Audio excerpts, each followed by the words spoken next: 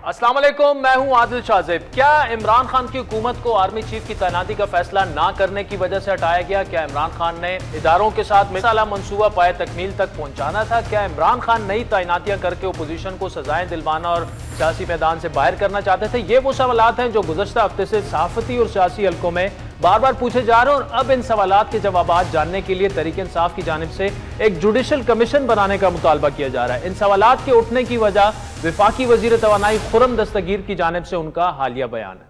खुर्रम दस्तगीर के इस बयान के बाद साबिक वज़ीर-ए-आज़म इमरान खान समेत पूरी तहरीक इंसाफ ने हुकूमत को हटाने को एक रिजीम चेंज का ऑपरेशन या साजिश करार दिया, और वो अब एक जुडिशल कमीशन का मुतालबा कर रहे हैं। इसके अलावा अगर मुल्क की माशी सूरत हाल की बात की जाए, डॉलर आज तकरीबन ओपन मार्केट में 214 तक ट्रेड कर रहा था। रुपए की कदर मुसलसल और रोजाना की बुनियाद पर गिरती जा रही है। IMF से डॉन अखबार की स्टोरी के मुताबिक मामलात अभी तक तय नहीं हो पाए, अभी भी कुछ रिजर्वेशंस हैं, तहफ़्फ़ुज़ात हैं जो बजट पेश हुआ उस पर। तो अभी फ़िलहाल ये मईशत संभली नहीं जा रही, और साथ में जो हुकूमत के इत्तेहादी हैं उनमें भी नाराज़ियों की कुछ इतलात हैं, खुसूसन BNP मैंगल जो है। मुल्क में क्या हो रहा है, ये मामलात किस तरफ जा सकते हैं? सीनियर सहाफ़ी और कॉलमिस्ट हामिद मीर साहब हमारे साथ मौजूद हैं।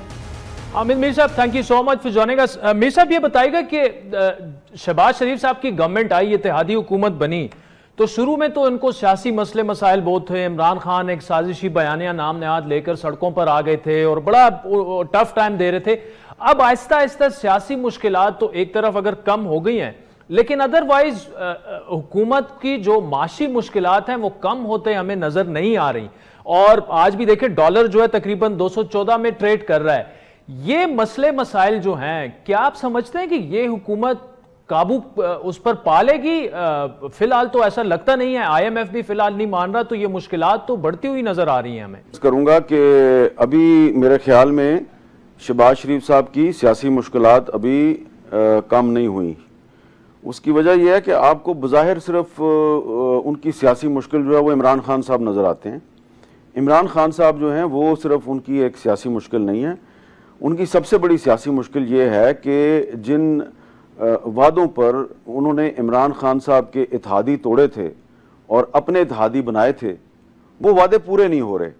मिसाल के तौर पे एक पार्टी है, उसका नाम है BNP मैंगल। BNP मैंगल जो है उसने लापता अफराद के मसले पे इमरान खान साहब के साथ 2018 में एक रिटन एग्रीमेंट किया, अपने वोट उनको दिए और उनके 4 वोटों से इमरान खान साहब वज़ीर आज़म बने। और उसके बाद 2 साल तक उन्होंने इंतज़ार किया, और 2 साल तक जब उनके मसाइल हल नहीं हुए और लापता अफराद की तादाद कम होने की बजाय बढ़ती गई, तो BNP मैंगल ने इमरान खान साहब का साथ छोड़ दिया। अब वो BNP मैंगल जो है वो शहबाज शरीफ साहब की हामी है, और पिछले कुछ अरसे में, पिछले कम से कम 1 महीने में ऐसा लग रहा है कि बलूचिस्तान में कोई पढ़ा लिखा नौजवान जो है वो महफूज नहीं है, और कहीं पर भी वो पढ़ रहा है, खा वो कराची में है, वो लाहौर में है, कहीं पे भी है, उसको उठा लेना एक मामूल बन गया। उस पर BNP मैंगल जो है उसमें भी काफ़ी बेचैनी पाई जाती है। BAP जो कि एक और इत्तेहादी जमात है बलूचिस्तान की, शहबाज शरीफ साहब के साथ है, उनमें भी काफ़ी बेचैनी पाई जाती है। इसके अलावा जो आज़ाद रुकन है असलम भूटानी साहब, वो पिछले दिनों असम्बली में खुश नहीं थे, उन्होंने बाकायदा एहतजाज किया। उन्होंने कहा कि जी जो डेवलपमेंट स्कीम्स हैं वो जो हुकूमत के साथ नहीं है लोग, उनको तो मिल रही हैं और मुझे नहीं मिल रही। तो ये बड़ा एक सेंसिटिव मसला है, और अख्तर मैंगल साहब की पार्टी के अंदर से उन पर काफ़ी दबाव है कि अगर हम इस हुकूमत में, हम कैबिनेट में भी शामिल हो गए हैं, और अगर लापता अफराद जो हैं चलें, उनकी रिकवरी नहीं हो रही, उनकी बाजियाबी नहीं हो रही, तो कम से कम उनकी तादाद में इजाफा तो नहीं होना चाहिए। तो ये एक बड़ा सेंसिटिव इशू है, और इस पर मेरी इंफॉर्मेशन के मुताबिक BNP मैंगल के अंदर बहुत प्रेशर है।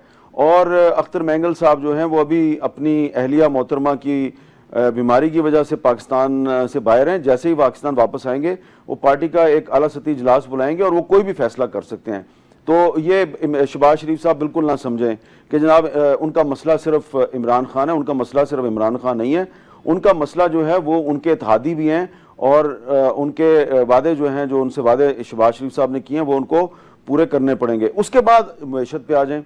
तो ये तो शहबाज शरीफ साहब जब वज़ीर आज़म नहीं बने थे तो उस वक्त हमने उनसे पूछना शुरू किया था कि जब आप इमरान खान को निकाल देंगे और आप वज़ीर आज़म बन जाएंगे तो ये जो IMF के साथ मुआहदा किया इमरान खान ने, इस पर आपको अमल दरामद करना पड़ेगा, तो इस मसले को आप कैसे हल करेंगे? तो उस वक्त वो कहते थे कि हम इसको रीनेगोशिएट करेंगे। और यही सवाल बिलावल साहब से हम करते थे, वो भी कहते थे जी हम इसको रीनेगोशिएट करेंगे। तो कोशिश तो की है इन्होंने रीनेगोशिएट करने की, लेकिन अभी तक तो शहबाज शरीफ साहब जो हैं वो IMF की वो शराइत पूरी कर रहे हैं जो शराइत इमरान खान साहब की हुकूमत ने IMF के साथ मानी थी। तो अभी तक शहबाज शरीफ साहब जो है ना, उनके बारे में जो ये कहा जाता था कि जी वो एक बहुत अच्छे एडमिनिस्ट्रेटर हैं और शहबाज स्पीड की बात होती थी, तो मैं ये कहने पे मजबूर हूं कि बतौर चीफ मिनिस्टर पंजाब तो उनकी परफॉर्मेंस बहुत अच्छी थी, लेकिन अभी तक बतौर वजीर आजम पाकिस्तान वो अपनी जो उनके बारे में जो बहुत सी चीज़ें मशहूर थी को करिश्मा अभी दिखा नहीं सके। तो ना तो उनकी सियासी मुश्किलात कम हुई हैं, ना ही उनकी मुआशी मुश्किलात कम होती दिखाई दे रही हैं।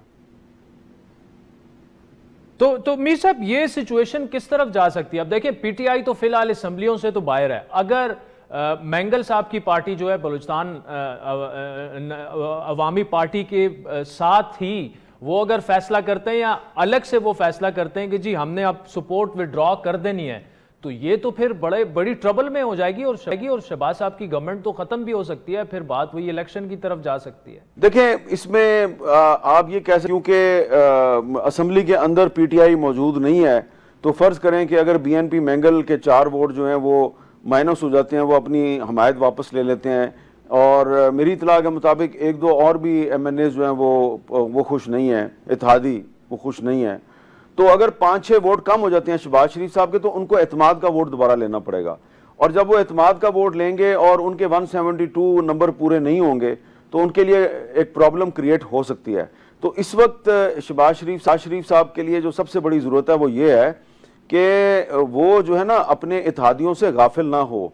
सिर्फ मौलाना फजलुर रहमान साहब को खुश रखना और सिर्फ अपने पार्टी के लोग जो हैं उनको खुश रखना ये काफ़ी नहीं है। उनको जो MQM के साथ जो वादे किए गए हैं, उनको MQM के वादे जो हैं उन पे भी गौर करना पड़ेगा। BNP मैंगल के साथ जो वादे किए हैं उन पे भी गौर करना पड़ेगा। और उसके अलावा जो सबसे बड़ी इत्तेहादी जमात है पाकिस्तान पीपल्स पार्टी, उनके साथ भी कोई जो है ना अभी मामलात को मुझे अच्छे नहीं लग रहे। वो ठीक है कि पीपल्स पार्टी जो है वो बोल नहीं रही, खामोश है वो, लेकिन कुछ चीज़ों पे पाकिस्तान पीपल्स पार्टी के काफ़ी जो है ना शिकवे शिकायतें हैं, लेकिन वो बोल नहीं रहे। अभी वो शिकवे शिकायतें अंदर ही हैं, लेकिन आहिस्ता आहिस्ता अगर वो बाहर आना शुरू हो गए तो शहबाज शरीफ साहब के लिए काफ़ी प्रॉब्लम हो जाएगी। फैसल करीम कुंडी ने द न्यूज़ इंटरनेशनल से बात की, फिर आज एक्सप्रेस ट्रिब्यून से भी बात की कि हम तो हुकूमत में शामिल है लेकिन सिर्फ एडवाइजरी रोल में, और जहां जहां उन्हें एडवाइस की जरूरत होती है। हालांकि कैबिनेट स्लॉट्स भी बड़ी इंपॉर्टेंट उनके पास है, खारजा पॉलिसी से लेकर ट्रेड तक और ओवरसीज मिनिस्ट्री और ये हेल्थ मिनिस्ट्री। तो उससे रिफ्लेक्ट ये हो रहा है कि पीपल्स पार्टी शायद अब ये समझ रही है कि ये बोझ हम पे पड़ना है, आस्ता आस्ता डिस्टेंट होते जाए, क्योंकि प्रेशर बहुत ज्यादा है, इकोनॉमी संभल नहीं रही, परफॉर्म करने का प्रेशर अलग से है। क्या ये भी एक वजह उसकी है कि पीपल्स पार्टी इसीलिए चाहती है कि आहिस्ता आहिस्ता डिसोसिएट करती जाए इस गवर्नमेंट से अपने आप को? देखिए, पीपल्स पार्टी का सबसे बड़ा मसला जो है वो इत्तेहादी हैं जिनको जरदारी साहब इमरान खान से तोड़ के और शहबाज शरीफ साहब के साथ लेके आए थे। उसमें अगेन MQM है, BAP है, और असलम बुतानी साहब हैं जो आज़ाद मेंबर हैं, शाहजहान बुख्ती साहब हैं। तो ये सारे जो हैं ये मिल मिला के ये 14-15 वोट बनते हैं, और इन सब के साथ इनके बारे में बज़ाहिर PTI के कुछ लोग जो हैं वो ये दावा करते हैं जी कि इनको तो तोड़ा गया है हमसे। इनको किसी ने नहीं तोड़ा, बल्कि इनको ये प्रेशर था MQM पर और BAP पे प्रेशर था कि आपने इमरान खान का साथ नहीं छोड़ना। और इस पर जो है ना मेरे पास आप समझे कि मैं आई विटनेस हूँ बहुत सी चीज़ों का। तो ये जरदारी साहब जो है उन्होंने कोशिश करके इनको तोड़ लिया, और MQM के साथ जितने भी वादे किए जरदारी साहब ने, उनमें से बहुत कम वादे अभी तक पूरे हुए हैं। आप देखिए, अभी तक सिंध में जो है गवर्नर का इशू रिजॉल्व नहीं हुआ, KPK में गवर्नर का इशू रिजॉल्व नहीं हुआ, इसी तरह बलूचिस्तान में भी गवर्नर का इशू है। और MQM के साथ जो बहुत से वादे हैं वो कुछ तो सिंध की सूबाई हुकूमत ने पूरे करने हैं, कुछ का ताल्लुक वफाकी हुकूमत से है। जैसा कि मैंने पहले भी जिक्र किया कि BNP मैंगल का मसला है लापता अफराद, तो MQM के साथ जो मुआहिदा है उसमें भी लापता अफराद का मसला शामिल है, और ये लापता अफराद का मसला जो है ये वफाकी हुकूमत ने ये इसको हल करवाना है। तो इसलिए पीपल्स पार्टी जो है वो अपने जो उसके शिकवे शिकायतें हैं कि जी वो चाहती है मिसाल के तौर पे कि KPK का गवर्नर जो है वो ANP का लग जाए, तो वो अपना मसला तो नहीं है ना, वो तो एक ANP के साथ वादा किया हुआ है, तो इत्तेहादी का मसला है। इसी तरह MQM भी एक इत्तेहादी है, BAP भी एक इत्तेहादी है, BNP मैंगल भी एक इत्तेहादी है, और ये सारे इत्तेहादी जो हैं इनको आसिफ जरदारी साहब लेके आए हैं। तो इनके अगर मसले मसाइल जो हैं वो हल नहीं हो रहे और इनके साथ जो वादे किए गए हैं अगर वो हल नहीं हो रहे, तो ये अल्टीमेटली इनको जवाब दे जो है, इन इत्तेहादियों को जवाब दे शहबाज शरीफ साहब कम है, आसिफ जरदारी साहब ज्यादा हैं। तो इसलिए आसिफ जरदारी साहब ने ये गैम्बल किया है, और जरदारी साहब जो है वो अगर ये इत्तेहादी जो है इनको मुतमिन नहीं रख सकते, तो ये जरूरी तो नहीं है कि ये इत्तेहादी जो है इन्होंने कोई आसिफ जरदारी साहब के साथ को मुआहदा तो साइन नहीं किया हुआ कि जनाब हमारे साथ जो मर्जी होता रहे, तो हमने बस आपके सामने यस ही करनी है। अगर ये इमरान खान साहब को गुड बाय कह सकते हैं तो ये जरदारी साहब को भी गुड बाय कह सकते हैं, शहबाज शरीफ साहब को भी गुड बाय कह सकते हैं। तो इसलिए शहबाज शरीफ साहब को और जरदारी साहब को इस चीज़ का ख्याल करना चाहिए कि ठीक है वज़ीर आज़म शहबाज शरीफ साहब हैं और वज़ीर ख़ारजा जो हैं वो बिलावल साहब हैं, लेकिन ये दोनों हुकूमत में आए हैं इत्तेहादियों के वोटों से, और इन इत्तेहादियों के साथ किए गए वादे अगर पूरे ना हुए तो पीपल्स पार्टी और मुस्लिम लीग नून दोनों को बहुत नुकसान होगा। अच्छा मीर साहब, जिस वक्त ये PDM टूट गई, फिर उसके बाद अचानक तब 5-6 महीने के बाद अदम एतमाद का फैसला हो जाता है, आपस में सारे बैठ भी जाते हैं। उस वक्त ये बताया गया कि जी मुल्क चूंकि क्राइसिस में है, मजीद इस हुकूमत को बर्दाश्त नहीं कर सकता, इसलिए इसको अब खत्म करना है। अब जो इनके लोग हैं, खुर्रम दस्तगीर साहब की स्टेटमेंट आपने सुन ली होगी कि जी क्या होने वाला था, 15 साल का मंसूबा था, हम सब गिरफ्तार हो जाते, नायल हो जाते, इसलिए इनका खात्मा जरूरी था। उस पर PTI अब ये कहती है कि देखें हम नहीं कहते थे कि ये मुकदमात की वजह से हमें साजिश करके घर भिजवा रहे हैं और इसकी जुडिशल इंक्वायरी होनी चाहिए, जुडिशल एक कमीशन होना चाहिए। आप चूंकि बड़ा क्लोजली अदम एतमाद से पहले भी और फिर अदम एतमाद की पूरे प्रोसेस को बहुत सारे चीज़ों के आप आई विटनेस भी हैं, क्या ये सब कुछ जो खुर्रम साहब कह रहे हैं वो दुरुस्त है? खुर्रम साहब के पास मेरा ख्याल है कि या तो इन्फॉर्मेशन पूरी नहीं है या वो पूरा सच बता नहीं पा रहे, लेकिन अगर पाकिस्तान तहरीक इंसाफ इस मसले पे जुडिशल कमीशन बनवाना चाहती है, मेरे ख्याल में तो ये बनना चाहिए जुडिशल कमीशन, क्योंकि जब जुडिशल कमीशन बनेगा तो फिर बहुत सी चीज़ें जो हैं वो सामने आएंगी और ये भी पता चलेगा कि कौन था जो कि बलूचिस्तान अवामी पार्टी के रहनुमा खालिद मक्सी को प्रेशराइज़ कर रहा था कि आपने इमरान खान का साथ नहीं छोड़ना, और जो उनको ये प्रेशराइज़ कर रहा था क्या उसका ये मैंडेट था? क्या उसने जो आईन पाकिस्तान पे जो हलफ उठाया हुआ है क्या ये उस हलफ की खिलाफ वर्जी नहीं थी? तो आदिल साहब ये बात निकलेगी तो बहुत दूर तलक जाएगी, और जुडिशल कमीशन जो है इसमें कहीं इमरान खान साहब को लेने के देने ना पड़ जाएं, क्योंकि इस वक्त जो कहानी है ना जो इस वक्त दुनिया के सामने आ रही है और दुनिया को बताई जा रही है, एक साजिशी बयानिया की कहानी कि वो जी अमेरिका से साजिश हुई थी और फिर वो कुछ PTI के रहनुमा कहते हैं जी वो MQM को हमसे तोड़ लिया गया, BAP को हमसे तोड़ लिया गया। कहानी कुछ उल्टी है।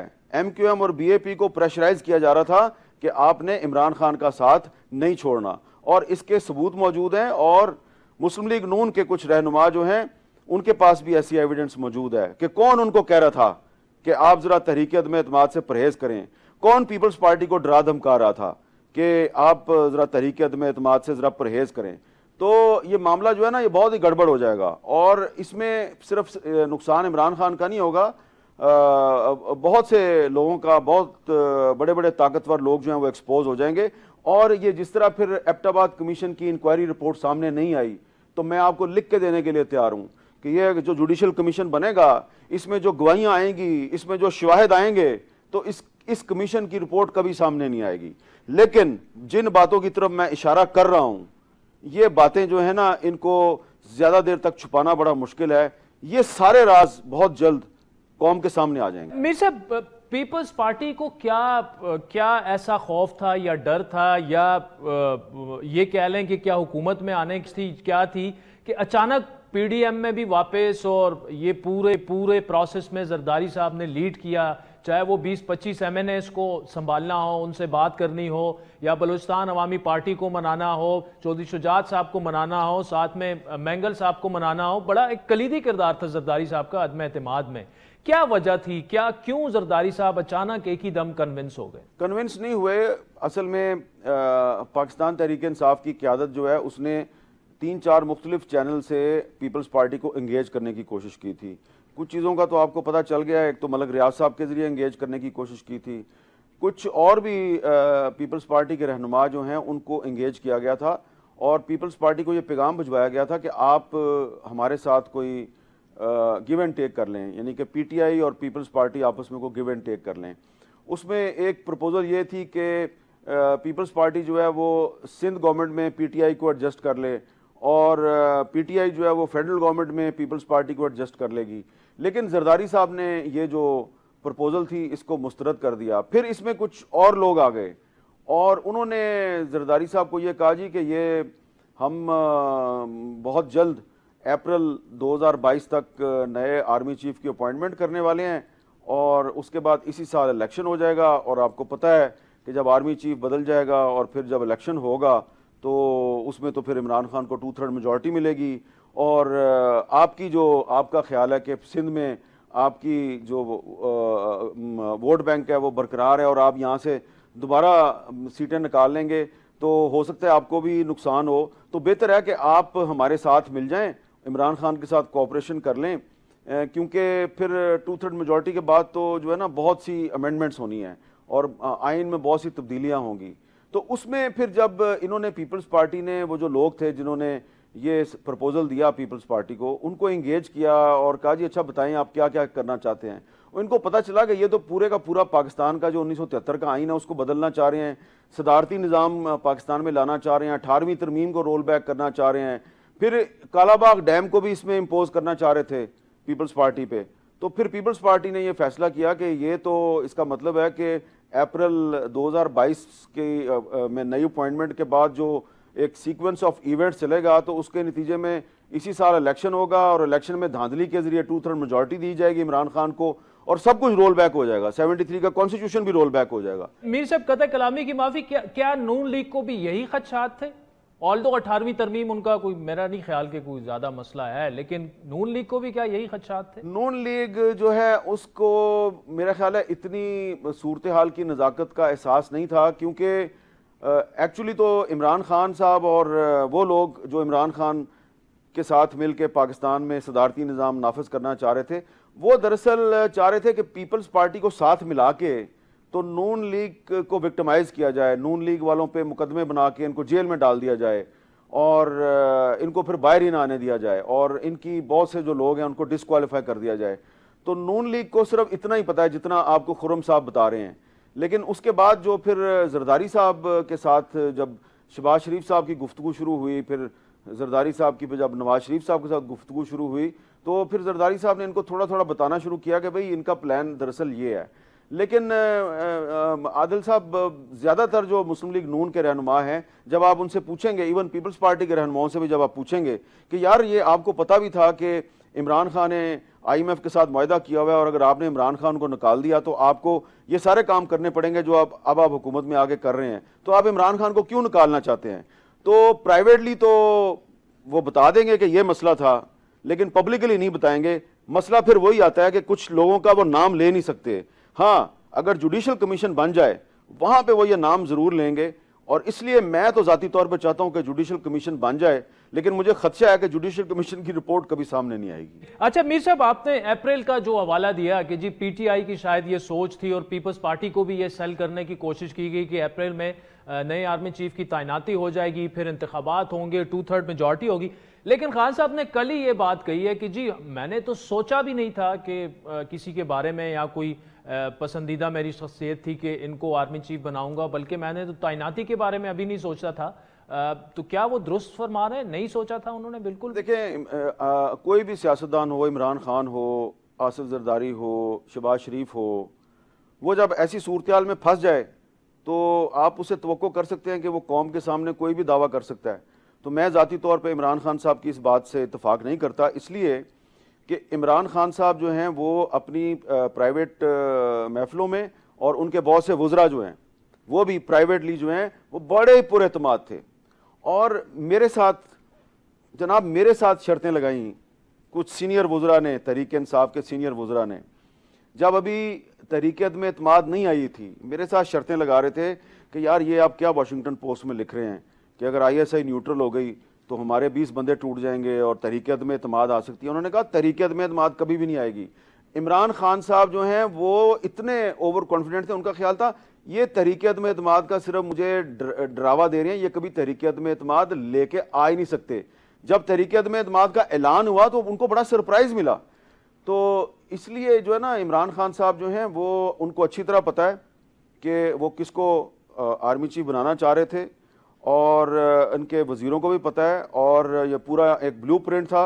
और ये मैं आपको एक और बात बता दूं कि ये सिर्फ पीपल्स पार्टी के साथ शेयर नहीं किया गया था, ये ब्लूप्रिंट अगले 20-25 साल का, ये मीडिया के कुछ लोगों के साथ भी ये शेयर किया गया, और उनको बताया गया कि भाई बेहतर यह है कि आप हमारी साइड पे आ जाएं, ये 20-25 साल का मंसूबा है। तो 20-25 साल अगर आप चाहते हैं कि आपका टीवी चैनल चलता रहे, आपका अखबार चलता रहे, तो आप हमारे साथ आ जाएं, और पाकिस्तान का मुस्तकबिल जो है वो सदारती निज़ाम है, या पार्लिमानी निज़ाम हुकूमत पाकिस्तान का मुस्तकबिल नहीं है। इसलिए मैं तीसरी दफ़ा कह रहा हूँ, जुडिशल कमीशन बन जाए तो बहुत अच्छा होगा, लेकिन फिर उसकी रिपोर्ट नहीं आएगी। रिपोर्ट नहीं आएगी। Hamid Mir sahab, thank you so much for joining. इन वक्त चाहता है एक ब्रेक का। मीर साहब की तजिया आपने सुन लिया, बड़ा टू द पॉइंट, और बड़े अहम सवालात थे जिनके जवाबात आपके सामने आना ज़रूरी थे। ब्रेक के बाद पीपल्स पार्टी के रहनुमा नदीम अफजल चंद साहब हमें ज्वाइन करेंगे। वेलकम बैक नाज़रीन। पीपल्स पार्टी के सीनियर रहनुमा नदीम अफजल चंद साहब हमारे साथ मौजूद हैं। चंद साहब, बहुत शुक्रिया। ये जो हालात इस वक्त बन गए हैं, महंगाई बड़ी तेज़ी से ऊपर जा रही है, डॉलर आज 214 में ट्रेड कर रहा है, मसाइल का आपको पता था, और आप, हमें याद है जब खान साहब के भी एडवाइज़र थे, तर्जुमान थे, बड़े खुल के महंगाई के बारे में बोलते थे, वो क्लिप फिर उनके पास चले जाते थे और आपको ट्रबल हो जाती थी। अब क्यों खामोश हैं आप? नहीं आदिल भाई, खामोश बिल्कुल नहीं है। देखिए, मैं समझता हूँ इस हुकूमत को थोड़ा टाइम दे रहे हैं। हाँ, IMF के साथ मुआहदा था, या जो भी बैड गवर्नेंस थी, या जो भी मुश्किल हुकूमत के हालात हैं, तो थोड़ा सा टाइम हनीमून पीरियड का देनी चाहिए, 2-4 महीने इस हुकूमत को। 2-4 महीने बाद अगर डायरेक्शन ठीक ना हुई इस हुकूमत की, तो यकीनन फिर हम अगर नहीं भी बोलेंगे, हम मसलतन चुप भी रहना चाहें, तो लोग बोलेंगे। लोग आप भी बोल रहे हैं, और महंगाई यकीनन है भी, और महंगाई 2-3 किस्म की है। एक तो इन्फ्लेशन, डॉलर की वजह से महंगाई है, कुछ आइटम महंगे हुए हैं, कुछ डिमांड एंड सप्लाई की वजह से, और कुछ बैड गवर्नेंस की वजह से। ब्यूरोक्रेसी के जो रवैया है, जो बैड गवर्नेंस है, जो हमारा सिस्टम कोलैप्स है, उसकी वजह से भी महंगाई है। बैड गवर्नेंस तो शहबाज शरीफ साहब तो बड़े अच्छे एडमिनिस्ट्रेटर के तौर पर मशहूर थे, अब तो बैड गवर्नेंस खत्म हो जाने नहीं, अभी मैं समझता हूँ पंजाब हुकूमत की या फेडरल गवर्नमेंट की तो कुछ ग्रिप बन गई है, पंजाब हुकूमत की ग्रिप उस तरह नहीं बन सकी। स्टेबिलिटी नहीं है ना, पॉलिटिकल स्टेबिलिटी होती है तो ऑटोमेटिकली ग्रिप हो जाती है।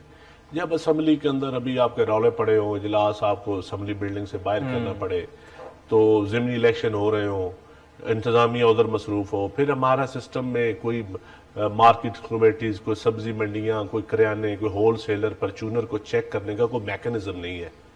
एक जनरल मैकेनिज्म होता है ना पूरी दुनिया में, फैक्ट्री से लेकर, एक्स फैक्ट्री से लेकर कंज्यूमर तक जो एक चेन होती है, उस चेन को चेक करने का कोई ब्यूरोक्रेसी के पास। ये जिस चेन की आप बात कर रहे हैं, आप खुद किसान जिम्मेदार घराने से हैं, उनसे अगर आप बात करें ना, वो बेचारे तो बिल्कुल रोने के करीब हैं, बल्कि रोते भी हैं वो तो। ये उनसे अगर आप ये कहें कि 2-3 महीने और दे दें इस हुकूमत को, तो वो तो चला नहीं, वो बिल्कुल मैं समझता हूँ। देखें, अवाम वैसे भी शॉर्ट टेम्पर्ड है, और खाद, अब देखें लाइन में किसानों को लगना पड़ता है। हाँ, एक खाद ना मिलना, एक तज़ीक होना, ये 2 इशू है ना मिले तो और बात है, तज़ीक तो ना करे ना।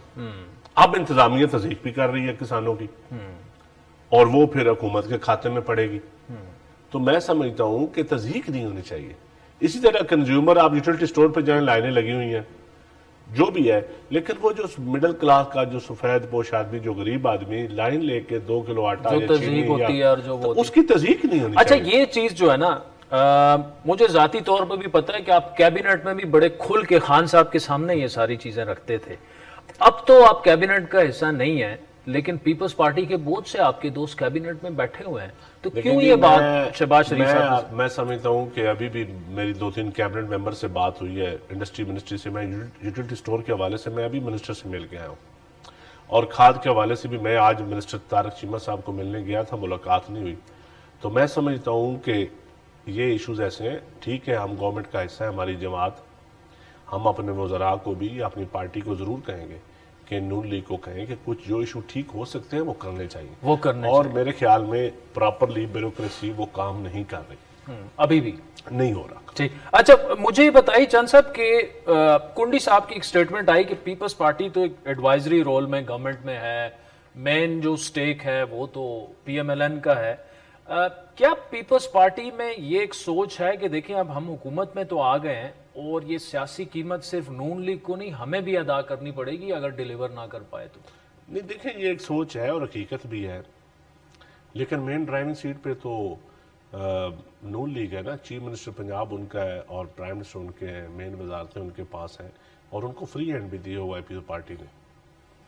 तो लेकिन कलेक्टिव रिस्पॉन्सिबिलिटी भी किसी हद तक आ जाती है, कैबिनेट का हिस्सा हूँ आप, तो मैं समझता हूँ, लेकिन ड्राइविंग सीट पे जो होता है उसकी ज़्यादा जिम्मेदारी होती है। ठीक।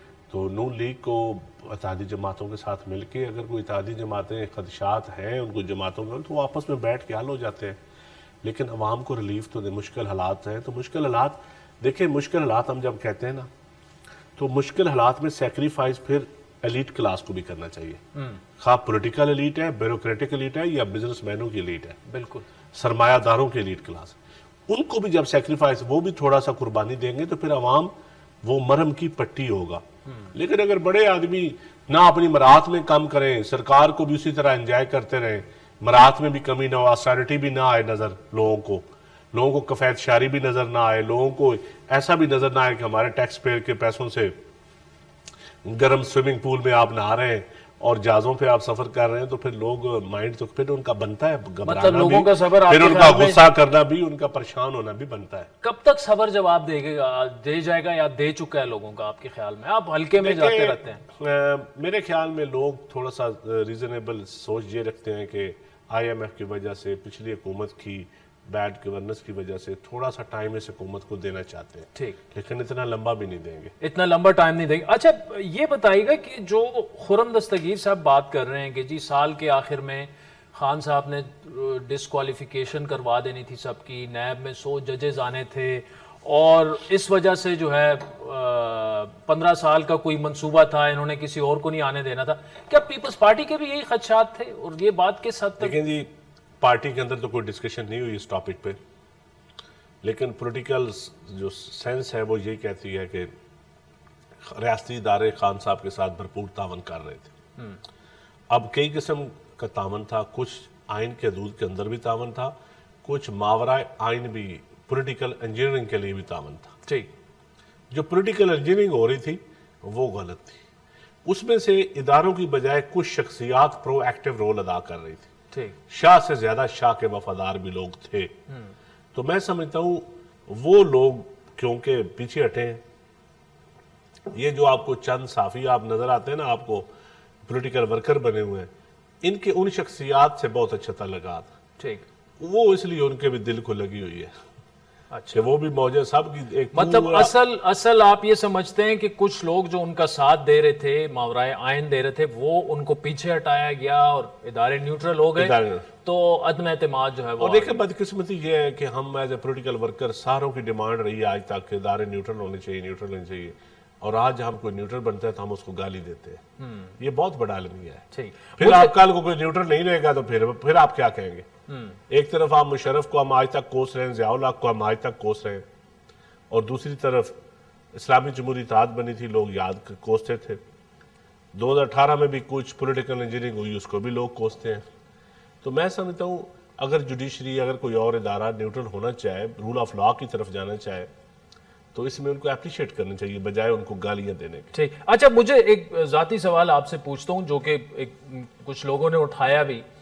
आपको तहरीक इंसाफ छोड़ने के लिए किसी ने मजबूर किया, दबाव किसी ने डाला कि आप फौरन इज्जत से मुस्ताफ़ी हों और जाएं आप पीपल्स पार्टी में? देखिए, मैं आपके भी जानने वाले हैं, जुल्फी बुखारी साहब गवाह हैं, मैंने 2 साल पहले भी खान साहब को इस्तीफा पेश किया था और मैंने वजह बताई थी कि खान साहब मैं आपकी टीम के साथ कंफर्टेबल नहीं हूँ, आपकी टीम डिलीवर नहीं कर रही, लोग गालियां देते हैं आपकी टीम को। तो उन्होंने मुझे कहा था कि अभी पीडीएम के धरने हैं और इन हालात में आप इस्तीफा। अच्छा, ये 2 साल पहले आप 2 साल पहले मैं रिजाइन की कॉपी भी आपको भिजवा दूंगा। और यकीन जानिए, मुझे कुछ बासर शख्सियात ने कहा कि यार इस्तीफा ना दो। अच्छा, आपको उल्टा कहा गया कि नहीं इस्तीफे ना दो? अच्छा, फिर मैंने साल बाद फिर मैंने इस्तीफा दिया। अब ये एक मेरे साफी भाई ने, जिससे मेरा बहुत अच्छा तल्लक है एहतराम का और फिर भी रहेगा, उन्होंने मेरे ऊपर इल्ज़ाम लगाया, अगर मैं उनके प्रोग्राम में होता तो मैं उन शख्सियात का नाम भी ले देता। अच्छा, क्योंकि उनसे डायरेक्ट तल्लक है उनका। अच्छा, उस मेरे साफी भाई से उन शख्सियात का डायरेक्ट तल्लक, जिन्होंने आपको रोका कि पीटीआई ना छोड़े। मुझे रोका कि इस्तीफा ना देना, फिर पीटीआई नहीं छोड़नी। मैंने कहा मैं इस घुटन के माहौल में सियासत कर ही नहीं सकता।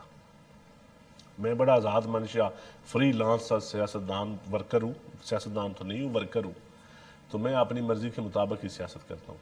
लेकिन पीपल्स पार्टी में आने का मतलब लॉजिकली स्पीकिंग आपका जो हल्का है उसमें ये मेरे दिल का फैसला है। लॉजिक आप इसलिए नहीं कह रहे कि जी पीपल्स पार्टी इस वक्त पंजाब में आप समझते हैं कि इतनी स्ट्रांग नहीं है, लेकिन जब मैं इस मुल्क की हिस्ट्री पढ़ता हूँ, जब मैं माइनॉरिटीज़ की तरफ देखता हूँ, बलोचिस्तान की तरफ देखता हूँ, पिछे हुए तबकों की तरफ देखता हूँ, वर्किंग क्लास को देखता हूँ, सरकारी मुलाजमीन को मिलता हूँ, किसान को मिलता हूँ, तो सब यही कहते हैं कि पीपल्स पार्टी से बेहतर जमात कोई नहीं है। तो फिर मैं खुश हो जाता हूँ कि मेरी ट्रेनिंग, मेरा सोशल सर्कल, मेरा माइंड सेट, मेरे लाशऊर में वो जो मेरी एक माहौल, जिस माहौल में मैं सियासत मैंने सीखी है या मैं करना चाहता हूँ, वो मुझे पीपल्स पार्टी के अलावा कहीं नहीं मिल सकता। चले, Nadeem Afzal Chand sahab, thank you so much for joining us. Rajiv, वक्त तो चाहते हैं एक ब्रेक का, जिसके बाद कल काबीना एक बड़ा अहम फैसला करने जा रही है, उसकी कुछ एक्सक्लूसिव डिटेल्स हमारे पास हैं। ब्रेक के बाद आपसे गुफ्तगू। Welcome back Razeen. हुकूमत पाकिस्तान के IMF से तो मुज़ाकरात जारी हैं, लेकिन मतलूबा शराइत तक पाकिस्तान को अगली किस्त की अदायगी फिलहाल डामाडोल नजर आ रही है। हुकूमत अपनी ज़रूरियात और कर्जों की अदायगियों के लिए मुख्तलिफ ज़राए से आमदन पैदा करने के लिए सुकूक बांड जारी करने का फैसला इन्होंने कर लिया और इसका बाज़ाब्ता ऐलान कल काबीना की मंजूरी के बाद किया जाएगा। और हमारी खुसूसी इतलात के मुताबिक हुकूमत ने GT road, Islamabad express way, उसके अलावा Makran coastal highway, Indus highway, Islamabad metro, Pakistan tourism development corporation की ज़मीन और मुल्क भर के होटल्स, इस्लामाबाद स्पोर्ट्स कम्प्लेक्स समेत कराची में 2 जगहों को गिरवी रखवाकर इस्लामी बॉन्ड जारी रखने का फैसला कर लिया। और वजारत खजाना के मुताबिक 2008 से अब तक 4.6 अरब डॉलर्स के बॉन्ड्स जारी हो चुके हैं, जिनमें पिछली 3 हुकूमतों में भी मुख्तलिफ कौमी असासों को गिरवी रखवाया गया था। PTI हुकूमत ने भी जो असासे गिरवी रखवाकर सुकूक बॉन्ड्स जारी किए थे, उसकी मुद्दत जो है वो जून में ख़त्म हो रही है। वजारत खजाना के मुताबिक इन असासों की असल मालियत बॉन्ड्स को इशू करते वक्त ही पता चलेगा, लेकिन एक अंदाजे के मुताबिक इन असासों की मद में हुकूमत को तकरीबन 400 अरब रुपए तक हासिल हो सकते हैं। सुकूक बॉन्ड्स दरअसल एक इस्लामी मालियाती गारंटी है जो मगरबी ममालिक में बॉन्ड्स की तरह होती है। स्टेट बैंक ये बॉन्ड्स जारी करता है, जबकि इस्लामी मालियाती इदारे और सरमायाकारी में दिलचस्पी रखने वाले कॉरपोरेशन ये बॉन्ड्स जारी खरीद कर उसके एवज हुकूमत को रकम देते हैं, जो हुकूमत माली खसारा कम करने और दीगर मंसूबों पर खर्च करती है। लेकिन इन बॉन्ड्स के इजराज से पहले कागजी जमानत की बजाय किसी मुनाफा बख्श असासे को बतौर जमानत गिरवी रखवाया जाता है, जिसकी मालियत हुकूमत की जानिब से हासिल की गई रकम के बराबर होती है। इसकी क्या तफसीलात हैं, रियाजुल हक हमारे साथ मौजूद है। रियाज, ये बताइएगा कि अब तक कितनी बार ये बॉन्ड जारी हो चुके हैं, और जब हम ये कहते हैं, PTI हुकूमत ने भी ये किया, उस वक्त भी बड़ा शोर उठा कि फलां जगह को गिरवी रख दिया गया है, अब भी इस्लामाबाद इंटरनेशनल एयरपोर्ट की बात हो रही है, कराची इंटरनेशनल की, GT रोड के कुछ असासों की बात हो रही है।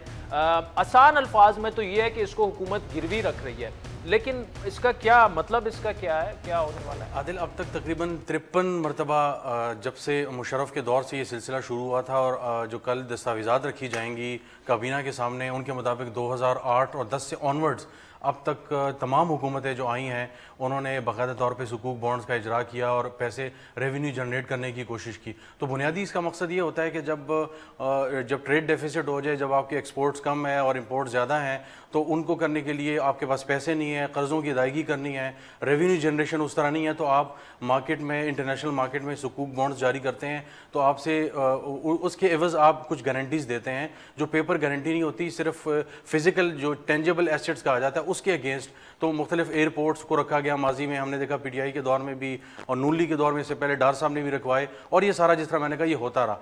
तो बॉन्ड्स जारी किए जाते हैं, इसके बाद फिर लोग और जो कंपनीज होती हैं वो, चूँकि इसका मुनाफा बहुत ज़्यादा नहीं होता और फिक्स्ड होता है, यानी तकरीबन $100 के एवज तकरीबन 6% प्रॉफिट दिया जाता है और ये फिक्स्ड होता है, लिहाजा पहले से ये पता होता है कि मतलब लोगों से पैसे रख के ये चीजें पैसे जमानत में गिरवी हो जाती हैं और फिर हुकूमत जो है उनको चूंकि पैसे चाहिए होती है, पैसे लेकर फिर उस पर प्रॉफिट देते हैं उनको, उन लोगों को या उन कंपनीज को जो वो लेती हैं, इसमें शेयर्स लेती हैं, वो प्रॉफिट बॉन्ड्स उनको मिल जाते हैं और उनको प्रॉफिट दिया जाता है, वो इसके एवज अपने पैसे रखवा लेते हैं। तो हुकूमत का भी काम चलता रहता है और उनको भी प्रॉफिट मिलता रहता है। अच्छा, इसका तो कल फैसला काबीना ने करना है, लेकिन अंदाजतन कितना, तकरीबन कितने 400 अरब है, कितनी इसकी मालियत है कि गिरवी रखवा कर पैसे इकट्ठे किए? इस बजट में जो अंदाजतन इन्होंने तकरीबन 372 अरब रुपए के करीब इन्होंने रखा है कि इतना रेवेन्यू हम कोशिश करेंगे कि सुकूक बॉन्ड से जनरेट कर सकें और इसका कोई ऐसा नुकसान नहीं है, जाहिर है।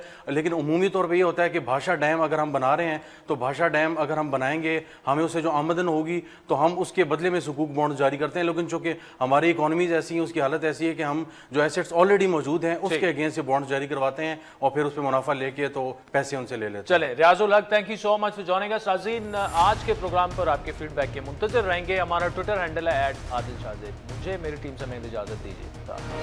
हर पीर से जुमेरात अपने पसंदीदा show live with Adil Shahzeb को YouTube पर देखने के लिए डॉन न्यूज के ऑफिशियल YouTube चैनल पर आएं और सब्सक्राइब करके बेल आइकॉन भी प्रेस करें।